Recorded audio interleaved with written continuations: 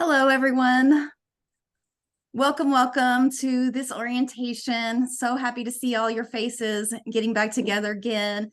Hope that your semester is starting well and that you have been working on your action plans that you created in April. I apologize. I so missed getting to see you all in April, but I'm so looking forward to us all being back together in November. So welcome all Pathways leads, CAOs, and our coaches that are with us today. We're going to jump right into this orientation for our November event, Mapping Pathways to Students Post-Completion Goals. So with that, if you would please put the slides up for me. Then we'll jump right in.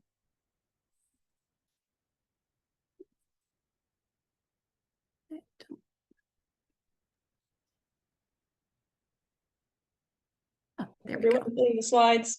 There we go. Yes, I've got them now. Thank you so very much. So we're going to jump right in and talk about all the fun that we're going to have in November when we get to be together again. So today on this orientation webinar, you're going to hear from me, Cynthia Farrell. I'm the Executive Director of the Texas Success Center. We're also going to be hearing from Dr. Christine Bailey, who's the Director of Institutional Strategy with us here at the center, and also Dr. Martha Ellis, our Senior Pathways Leads. So with the next slide then, I'll just get an overview of what we'll be talking about in this orientation.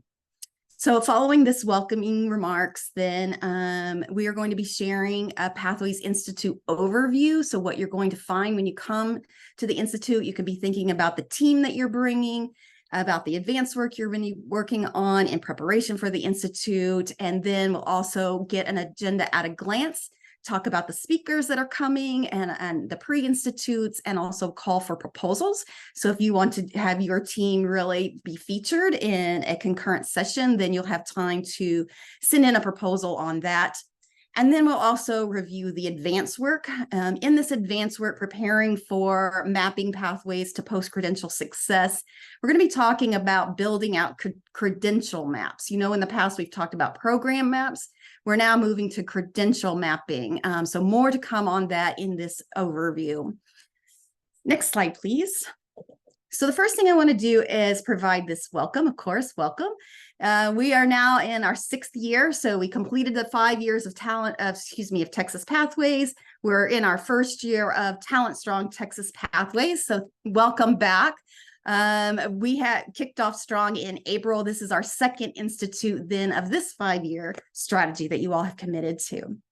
So with that, we'll go to the next slide and just reiterate that we together have committed to a single statewide strategy. This is really unusual for states and community colleges, especially with us being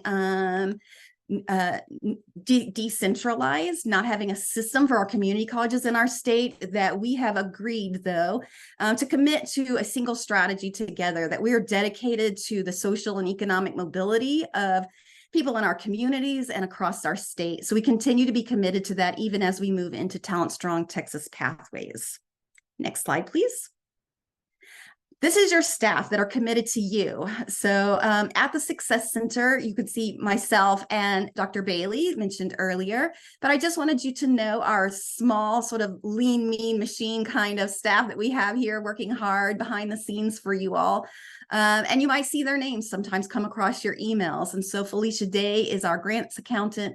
Dr. Christina Flores is our Director of Research and Evaluation. You've seen her at our institutes working with you on your data. Also, Noor Hamoudi, who's our event planner, Amber Obenhaus, who is our graphic designer. Look at our lovely PowerPoint slides and our Zoom backgrounds. Thank you, Amber. And of course, Sway Youngston, who's our project manager, making all things go smoothly at our institute. So as you see their smiling faces at the institute, you'll know that these are the staffers that bring you this grid programming. So next slide, please. I also want to, just before we jump into the orientation, take an opportunity to thank our funders, not that they're in the room hearing the thanks, but again, to just show our gratitude collectively towards these foundations who are our current funders for this work, and just to show gratitude for the ways that we've been able to move into year 6. Actually, this is year 10 of the center, that funders like these have funded this work so that you all can bring a team of 7 members no registration fee. We pay for these funders pay for the hotel bill so that you all will be able to come in twice a year, and also to the Board of Trustees Institute, your CEO and 2 trustees come to, but also all the other work that goes on behind the scenes of raising these funds and for building out the curriculum. Those folks you saw on this staff and our consultants help us build out the curriculum that we bring to the institutes, the advanced work, building all of that out.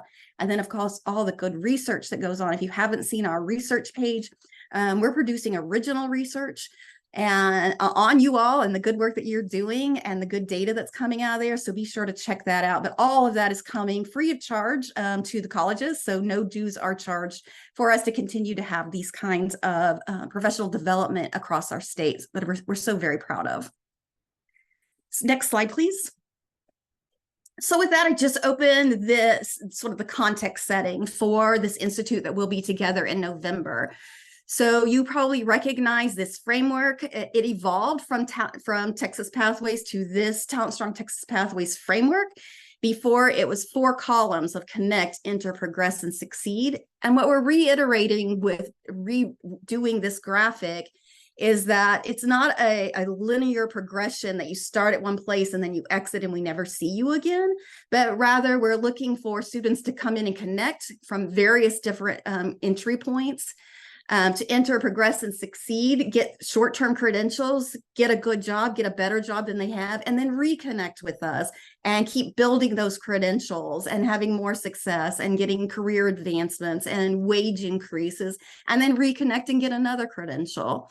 And so if you think about it in the context of, if you think about the history of community colleges, you know, we started out long ago being the open door college, that we were all about access.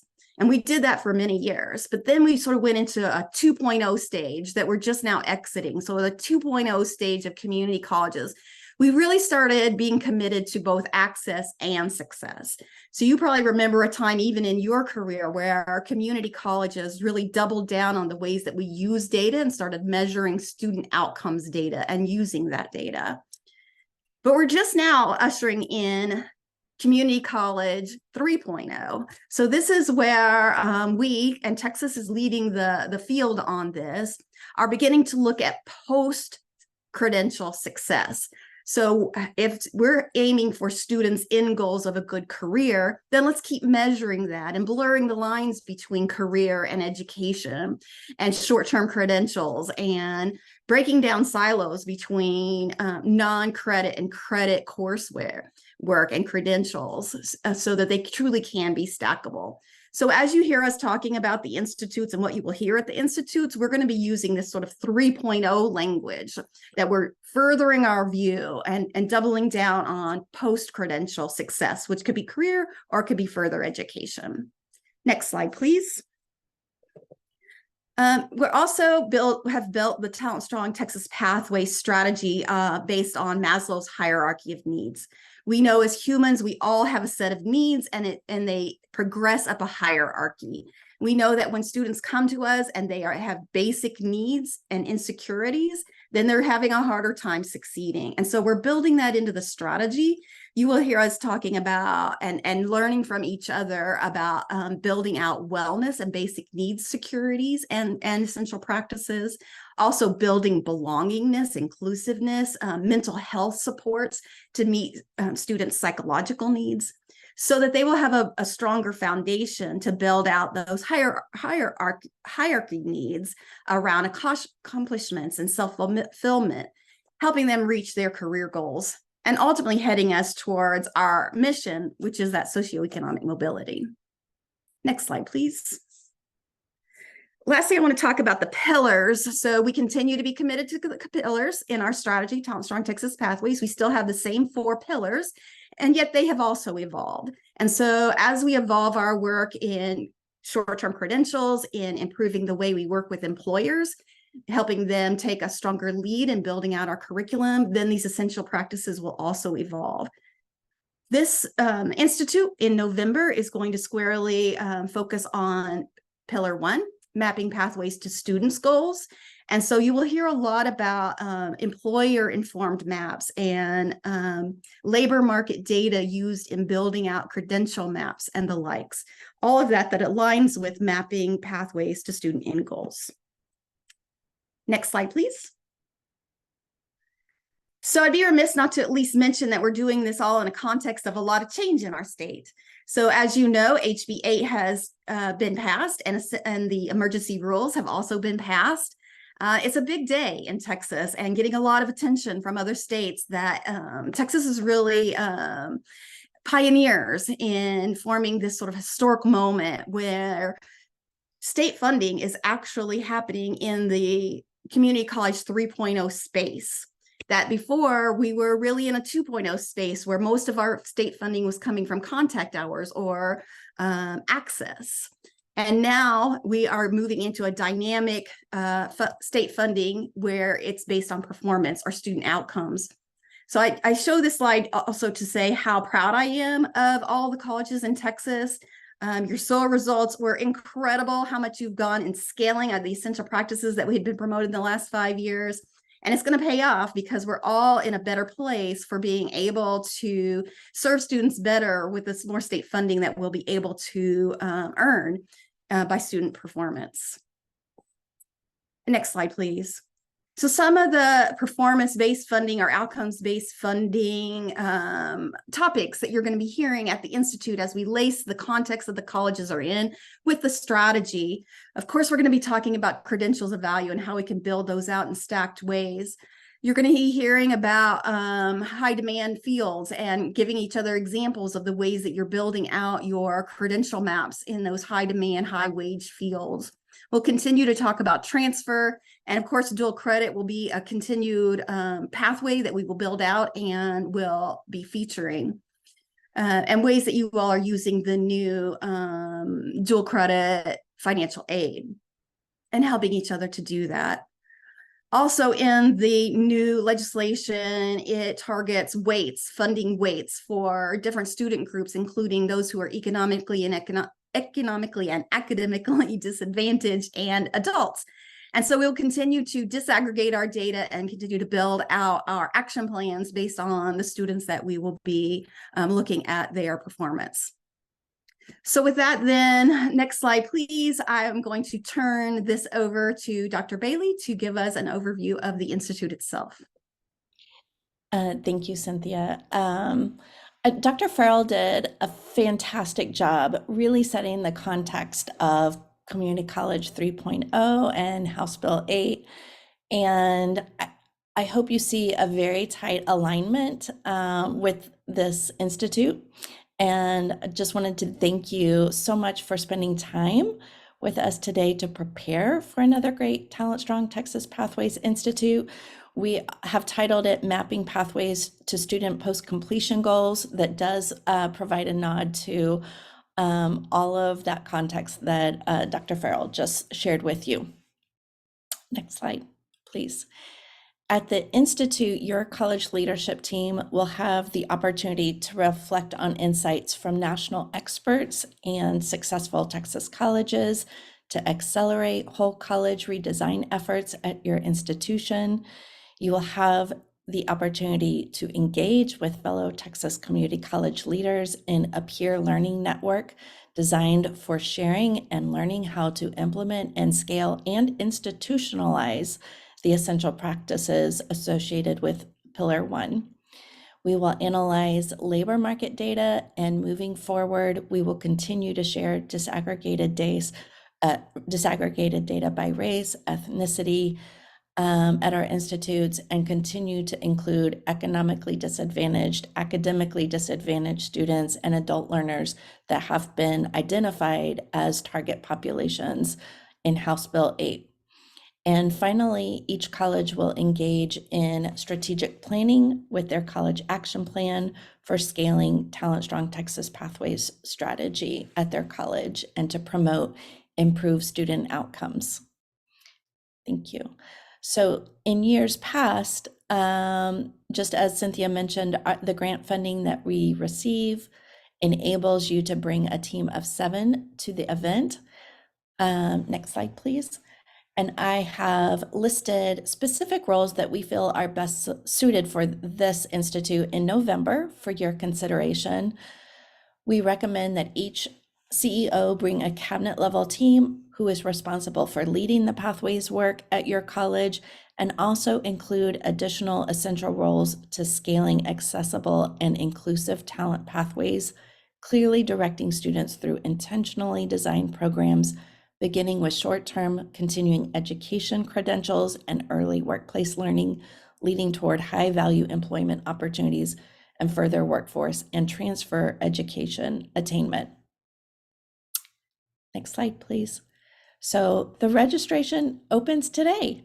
Our programs manager, Sway Youngston, will send an email to each of our pathways leads later this afternoon, which will include a link to a document that gives you your distinct discount code that should be used for these 7 team members. This code does waive the registration fee as well as the hotel expense for 2 nights, and that's for Wednesday, November the 1st and Thursday, November the 2nd. And the cost also associated with the pre-institute is waived. So the pre-institute and the event are covered with your discount code. However, we do know that some of y'all are traveling a long way to get to Houston and that you're going to want to fly in or drive in the night before. So if you do need to secure and make arrangements to come in Tuesday night, the expense of that hotel night must be covered by the college, but we'll be able to get you that discounted room rate. If you would like to bring additional members from your college beyond the 7 that are covered by the center, colleges have the opportunity to pay for their registration fee and to register them through the portal.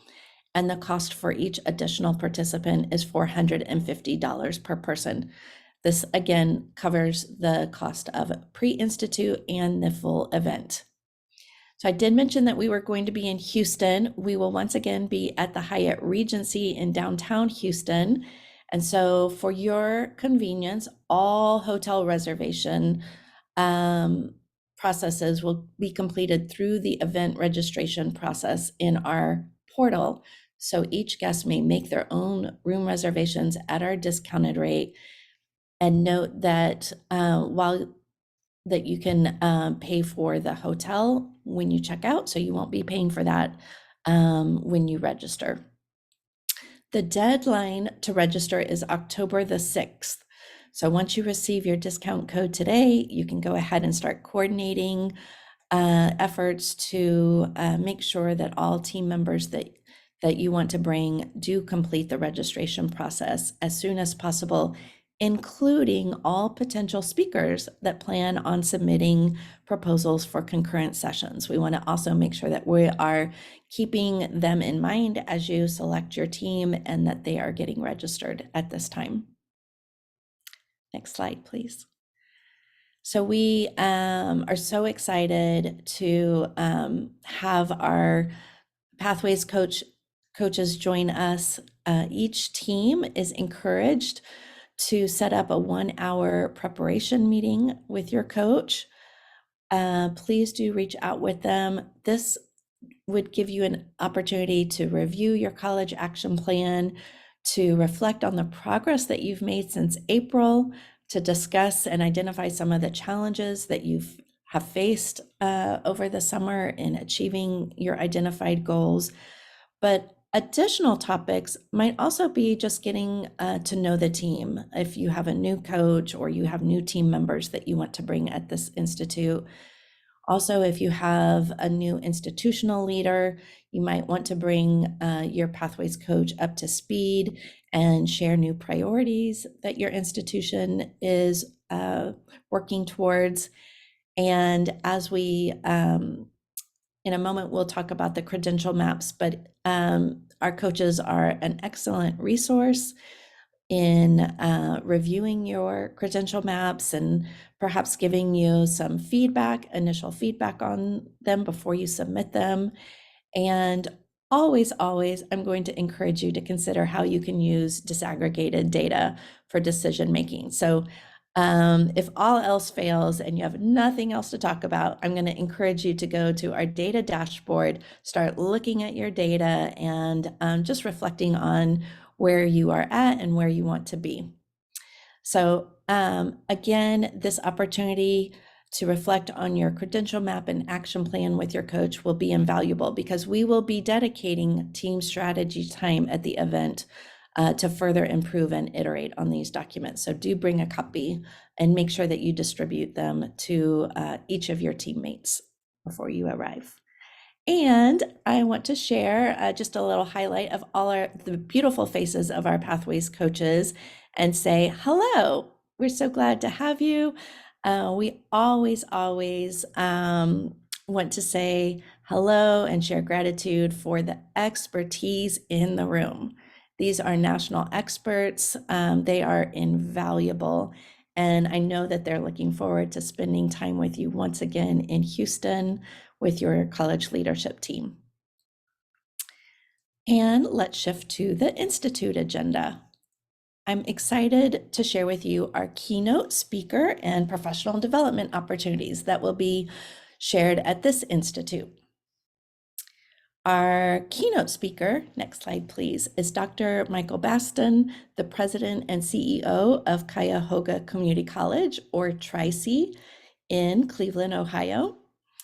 Several years ago, Dr. Baston served as one of our esteemed Pathways coaches, so we're so excited that he's going to be able to join us. And Dr. Baston is a national thought leader on the role of community colleges in shaping educational success, supporting regional workforce needs and economic growth, and championing reform efforts that expand equitable opportunities for all students. He currently serves as a guided pathways and equity transfer initiative coach for the American Association of Community Colleges. And in these roles, he works with leadership teams from 2-year and 4-year institutions across the nation, helping them integrate student success initiatives to advance college completion and labor market entry success. Among his many professional honors and activities, Dr. Baston is co-chair of Jobs for the Future's Policy Leadership Trust and a member of AACC's Board of Directors Executive Board. So I'm so excited that he will join us. I have asked Dr. Baston to invite us into new thinking and strategic planning in response to the exciting opportunities that we have at hand with the passing of House Bill 8. And I believe that his national perspective will inspire and challenge us. Please share Dr. Baston with your team. And the next slide. I also want to share with you some of our national experts that will be joining us to host pre-institutes. So I'd love for you to consider bringing your team members to join us for the pre-institutes on November the 1st. The first session is strategically improving workforce engagement through the business and industry leadership team model, or BILT model. And this session focuses on deepening industry engagement. So this workshop will be led by Dr. Ann Beeler, the inventor of the BILT model, who currently serves as the Director of Innovation at the Center for Occupational Research and Development, commonly known as CORD. And Dr. Beheeler has split her career between corporate leadership and various IT roles and higher education. So she's been a Director of Certification, Testing, and Training at Novell, the Director of Product Development at Raytheon, and Project Manager for IT at Rockwell International. And additionally, she's served many community colleges in the role of instructor, dean, and vice president for academic affairs.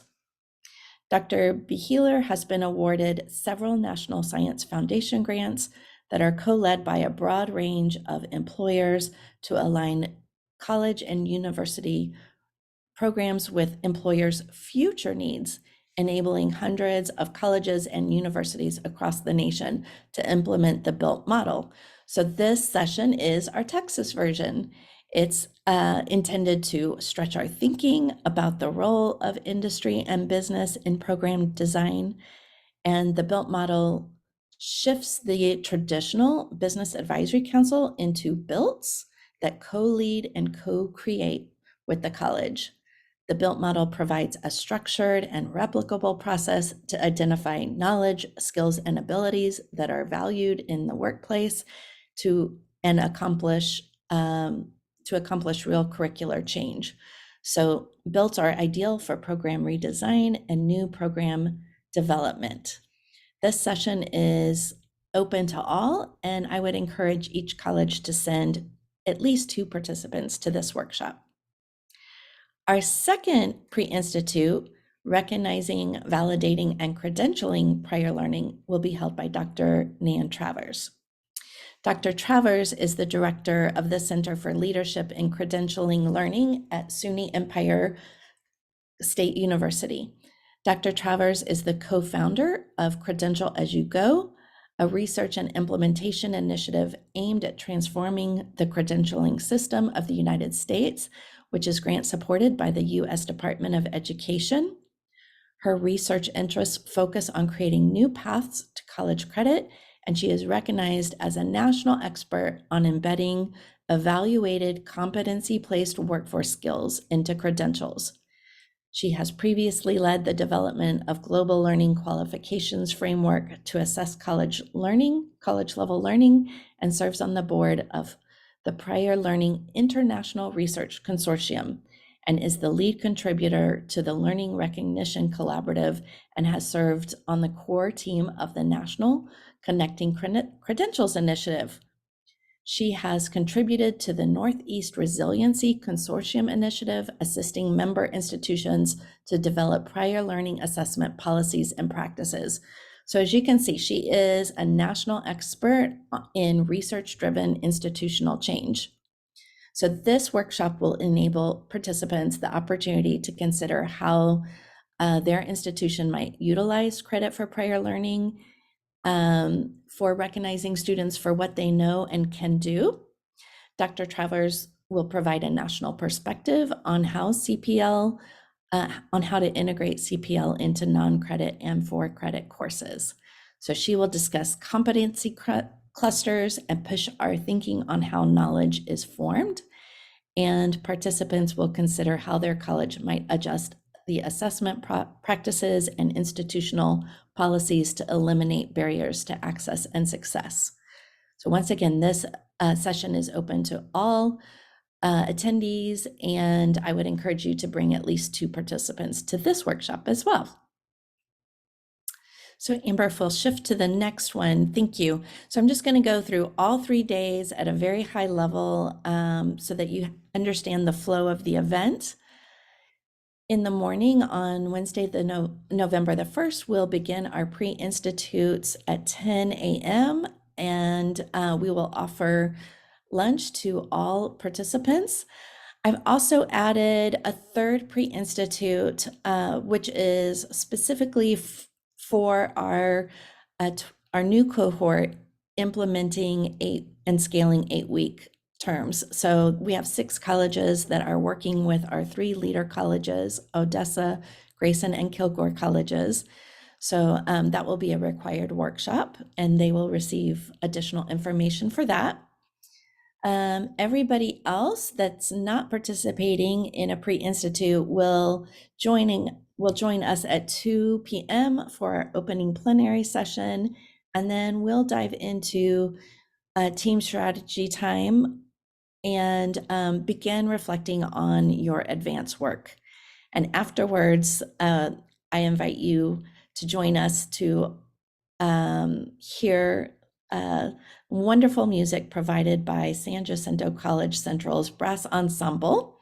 This will be a really fun networking reception with hors d'oeuvres provided, and it's just sure to be a blast. On day 2, we'll provide a hearty breakfast and start the day at 9 o'clock with concurrent sessions, and shift to team strategy time 2 to explore labor market data as we seek to grow credentials in high valued fields. And we've set aside networking time for you to meet your peers during lunch. And our CEOs will join Mr. Josh Weiner for lunch and conversation during this CEO roundtable.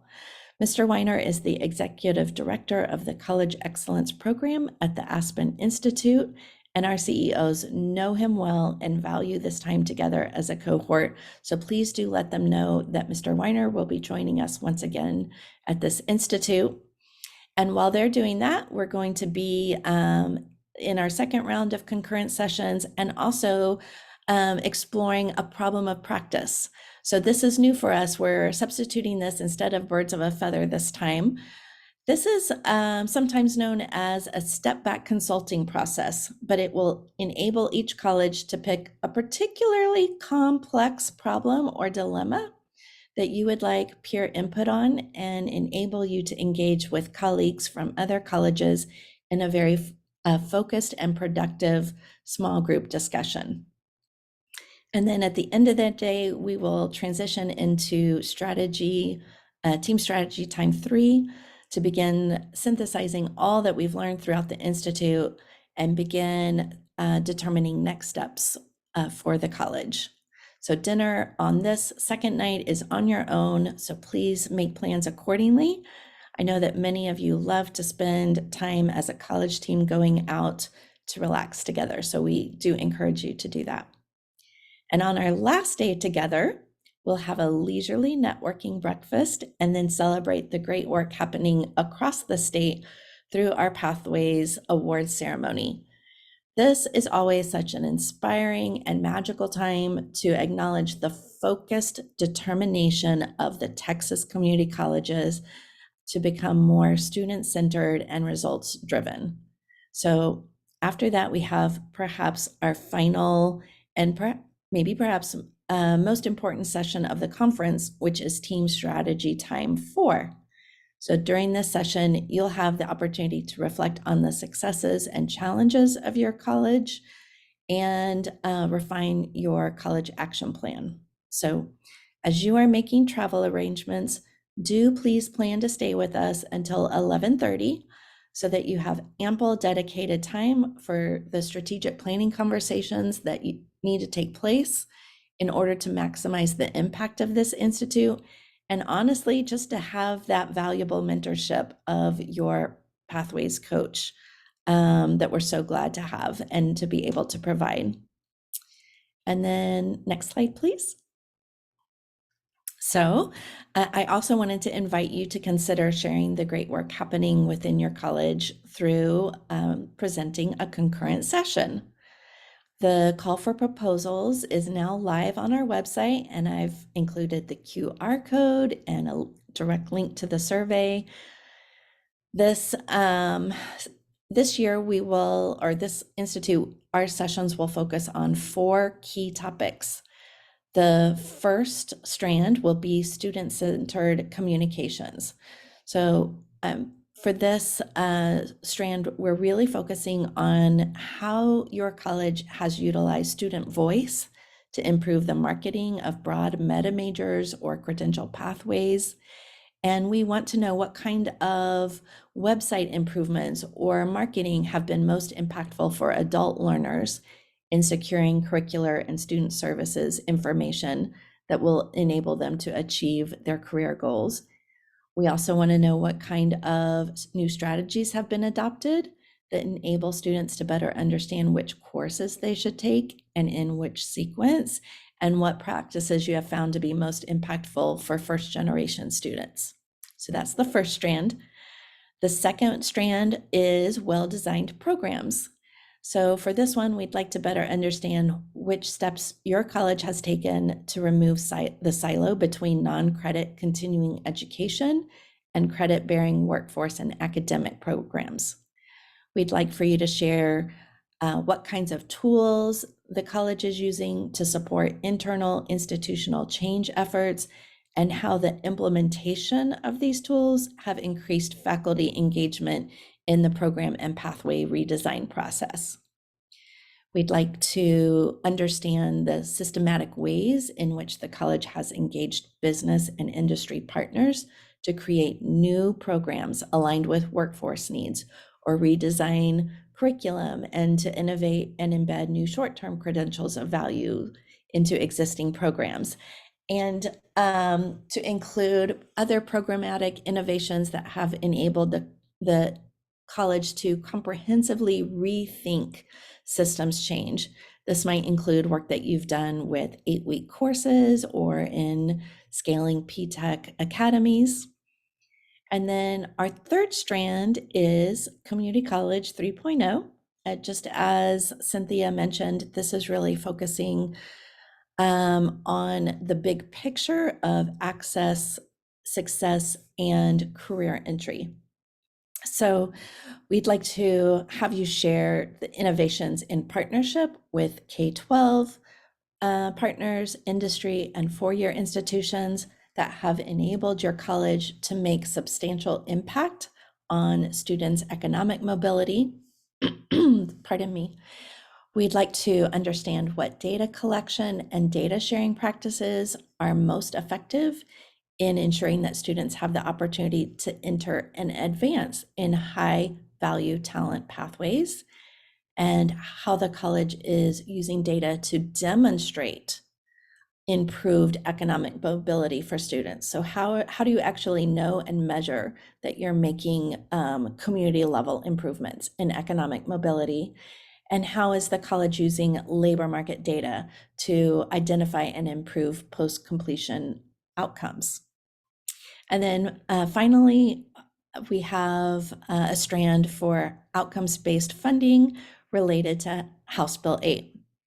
So sessions under this strand might consider how funding priorities have changed at your institution and what kind of investments in program design are being made to improve credential completion in high demand fields or transfer to four-year institutions. We want to understand the changes that are underway that enable students to complete 15 or more dual credit hours in a program with the potential to complete a credential of value while they're still in high school. And we want you to share new ways that you are working with key transfer partner institutions to ensure that program and credential maps contain college credits earned that can not only transfer, but be applied to a student's intended major at their transfer institution. And also share with us important lessons and promising practices related to new data collection processes for non-credit credentials of value that might benefit other colleges. So yes, some of this work is new and emerging, and that's okay. We're all in the same learning phase together, and we'd love for you to share with us the work that you're doing to really implement and live into the potential of House Bill 8. And then I also have want to invite you, if there are other innovations related to Pillar 1 that you feel are important for your peers to understand, we'd also invite you to submit a proposal for that. So as always, we encourage presenters to model active learning and request the development of high engagement presentations. And we'll provide audio-visual functionality in the concurrent session rooms as well as Wi-Fi so that you may utilize technology in your presentation and so that attendees may download handouts.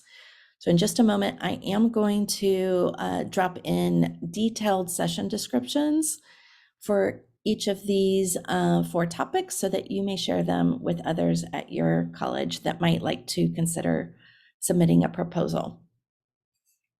And then finally, before we shift to our advanced work, I do want to share with you a curated set of pre-readings that I would like for you to share with everyone on your team who will join you at the event.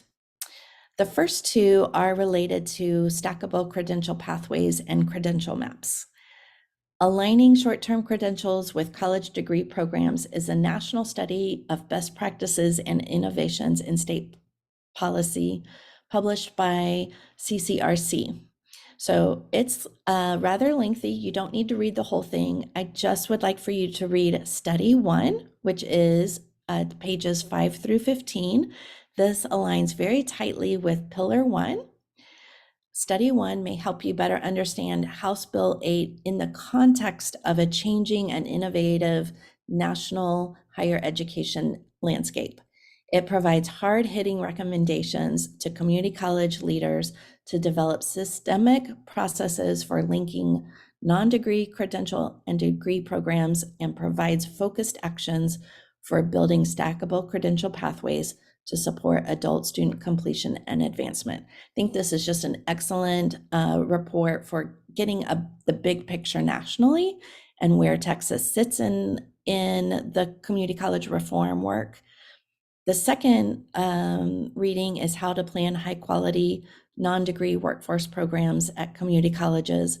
This is a research brief of a qualitative study of 9 colleges published by New America. It does include 2 case studies of our Texas colleges, Brazosport College and Dallas College. And this document is targeted to college presidents, provosts, and workforce leads, and describes 5 non-degree program quality criteria for your college leadership team to consider. So I think this document will be really useful as you're thinking through the development of your credential maps and supporting your ongoing continuous improvement efforts in the future.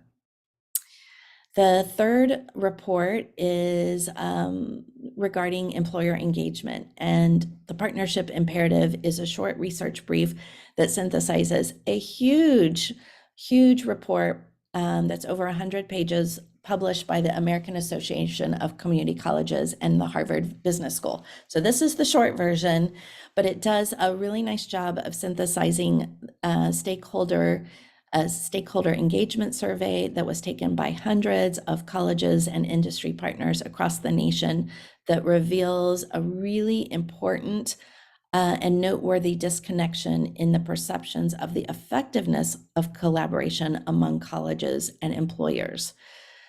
This brief provides a framework for collaboration that includes 3 fundamental goals associated with curriculum, hiring, and labor market data use. So this framework provides recommendations for specific actions that the college should take under each goal. So I really like that report. And then the next report, it has to do with adult learners. Moving Up and Moving Forward, Advancing Mobility for Adult Learners, is published by Lightcast and provides context around understanding occupational outcomes for social mobility, and it focuses on the opportunity to serve adult learners in particular. So I think I think this report might provide some useful ideas as you consider your credential maps, as it delves into real life transitions and discusses the value of various pathways to advance social mobility and the skills needed along the way that you would want to embed into a credential map. So those are the 4 required readings. I've added a 5th one that we shared with you in the spring, Building a Stronger Texas Workforce Together. If you didn't read this or you didn't share it with your college leadership team, I would highly encourage you to do so. It is a joint publication of the Texas Association of Community Colleges and the Center. It focuses on findings from a series of in-depth regional convenings conducted last summer, and the synthesis of the challenges and the key recommendations articulated in this report really have informed our Talent Strong Texas Pathways strategy and the efforts underway to develop new talent pathways. So please do share all of those. And at this time, let me just see if there are any questions before we shift. Christine, there are not any in the chat, but if anyone would like to put one in the chat now, please feel free to. Okay, great. Thanks, Martha. Martha, if I'm just going to shift it over to you, I'll keep monitoring the chat and we can go straight into our advanced work. Thanks, Martha. Okay. Thanks, Christine. This is the part you've all been waiting for, I know, with bated breath. So here we go. It does seem that the stars are aligned between House Bill 8 funding around outcomes and high value credentials and this institute, where you're mapping the pathways for these credentials. That's for the workforce programs as well as for your transfer programs. And we've been listening to you a lot about advanced work, and know that having a deliverable you can use immediately is a real benefit from this advanced work. So that's what we are going to do in the advanced work by you developing credential maps. So at the next slide, you'll see that we're asking for Cadre 1 colleges to develop at least 2 credential maps, and you'll see these maps show the workforce learner how to navigate through the programs. And we're asking cadres 2 and 3 to develop at least 1 credential map. So what we ask is that you select programs of high student enrollment that are leading to occupations with a living wage for a family of 2 working adults and 1 child. Again, this can be workforce programs. It can also be transfer programs. So you're utilizing your regional labor market data. For your workforce credential, it includes high wage and in-demand programs. It starts with continuing education and it goes all the way through baccalaureate degrees as appropriate for those workforce development, workforce programs.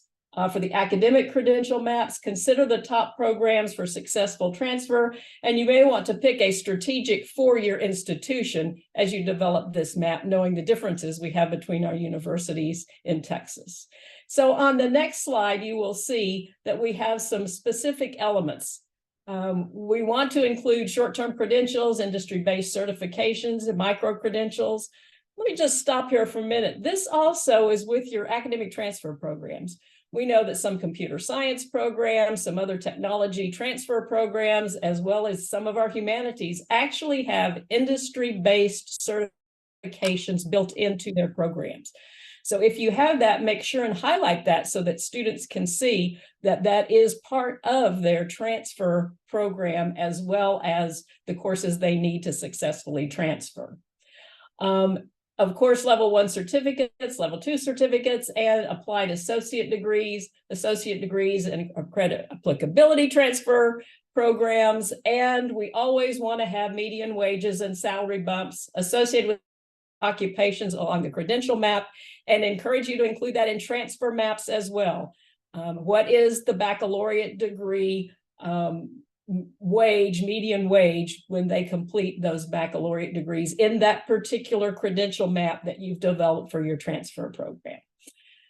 So those are the ones that we would like for you to include. We know that there's other additional elements that you may want to include, and these are listed here. And you can see which ones you would like to include at this point. Some are applicable to some maps, some more applicable to other credential maps.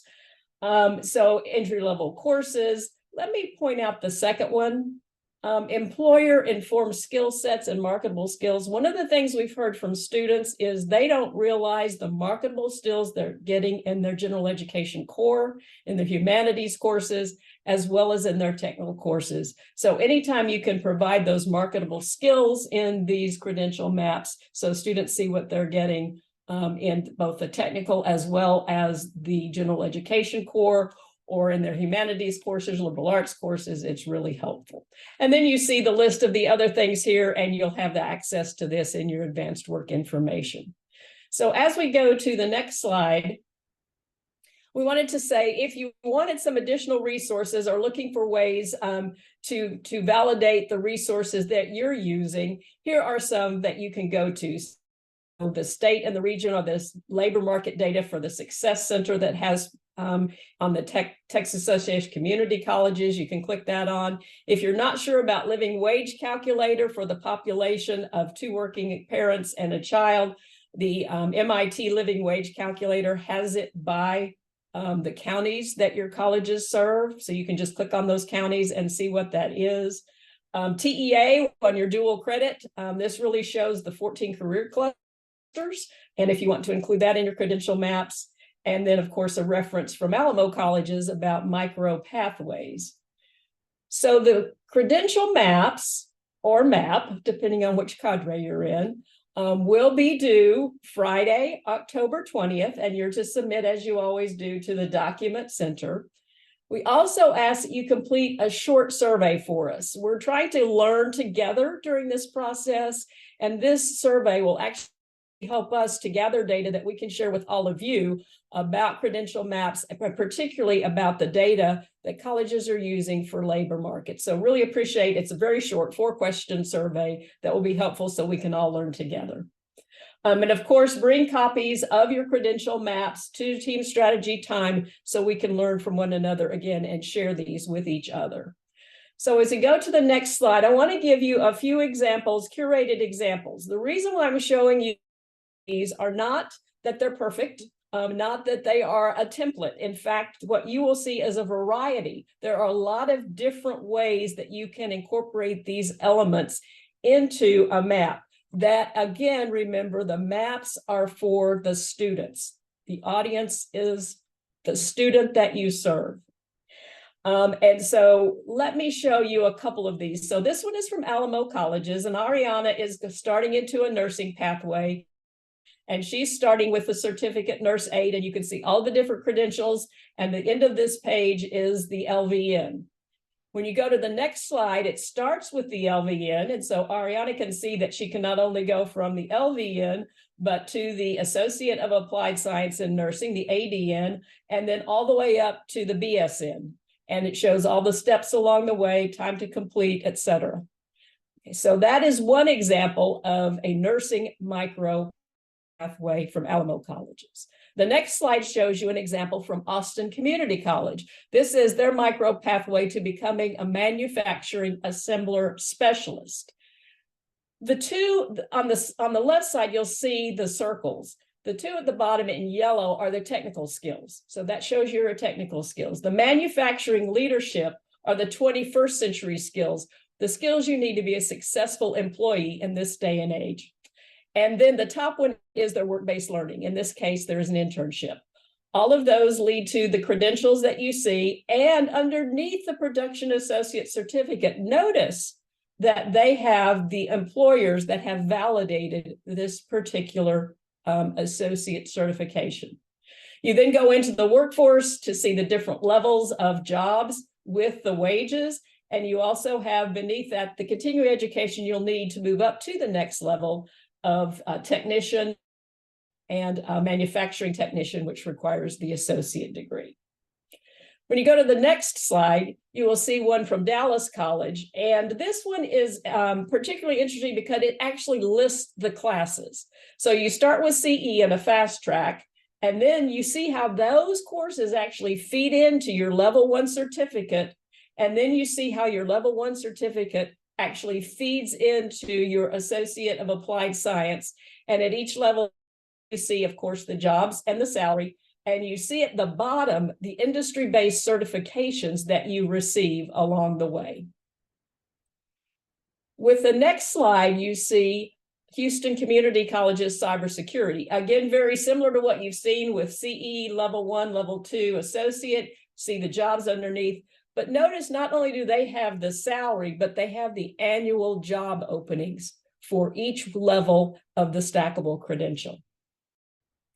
So as we go to the next slide, I want to remind you of some materials that are available to you. This, again, you'll see the link at the bottom. This was from the research that we did last year at the Success Center, and it has the top occupations in each of the regions of Texas, the 6 regions.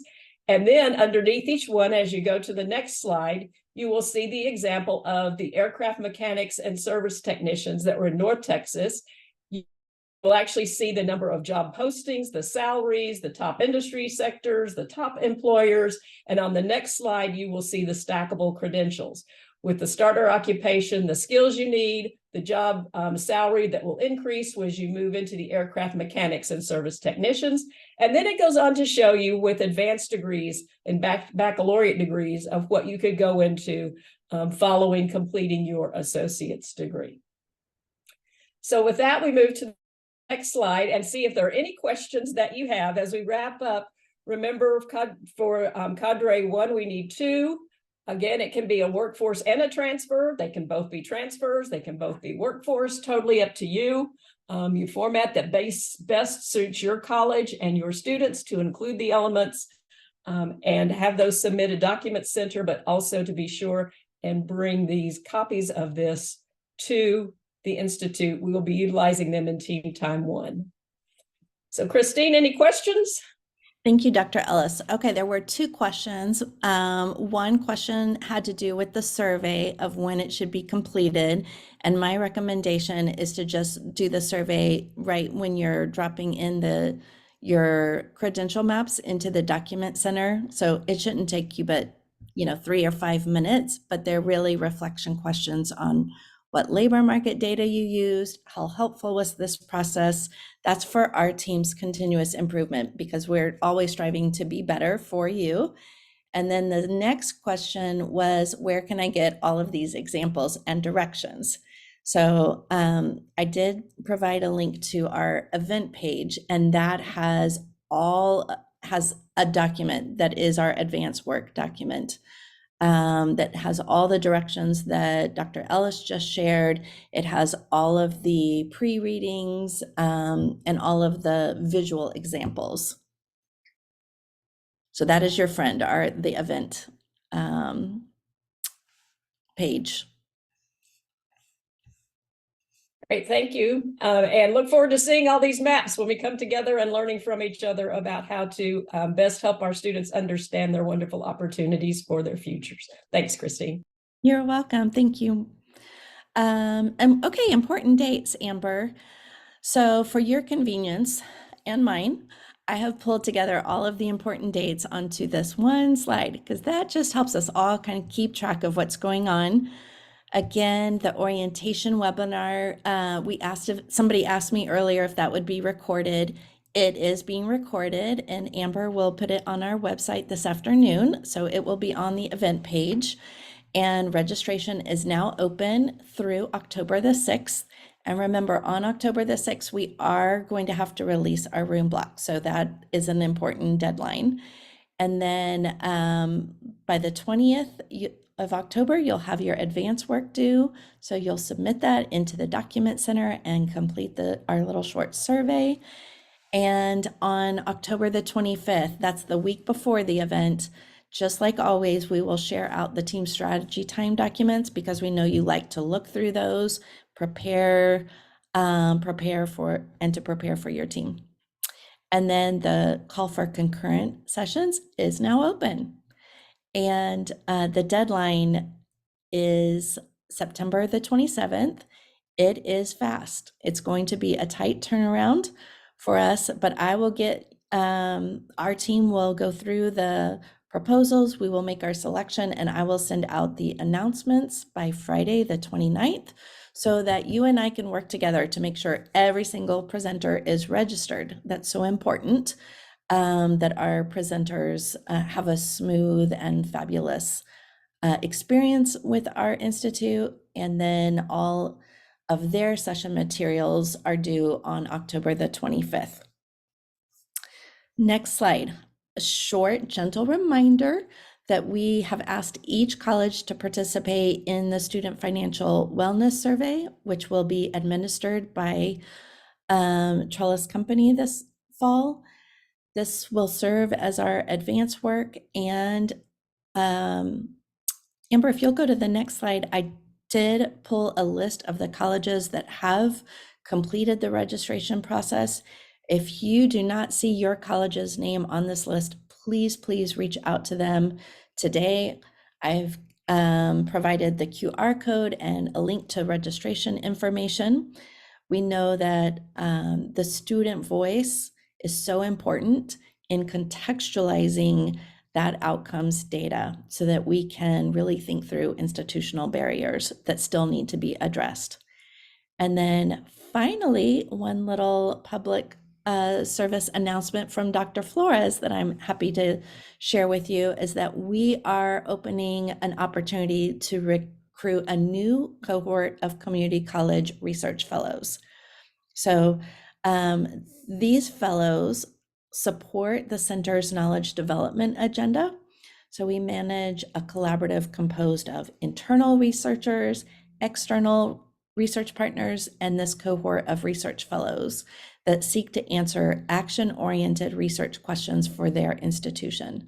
So we're putting a call out for our third set of fellows, and these fellows will work on questions that the center identifies and designs along with the steering committee over the next academic year. The research fellows will receive a research award. They will get to collaborate with one of our nationally recognized research mentors. They will participate at Pathways Institutes to share their findings and have opportunities to just share their work with the field in general. So it's a really exciting opportunity for them, for the fellow, as well as the college. And Dr. Christina Flores will send out an email next week to all of our Pathways leads to give you additional information, and is available if you have questions about the nomination process or selection process. Please don't hesitate to reach out to her. So we are at the end of our orientation. I want to thank you, and please know that our entire team and our Pathways coaches are here to serve you as you begin to prepare for the Institute. I've shared our institutes at tac.org email.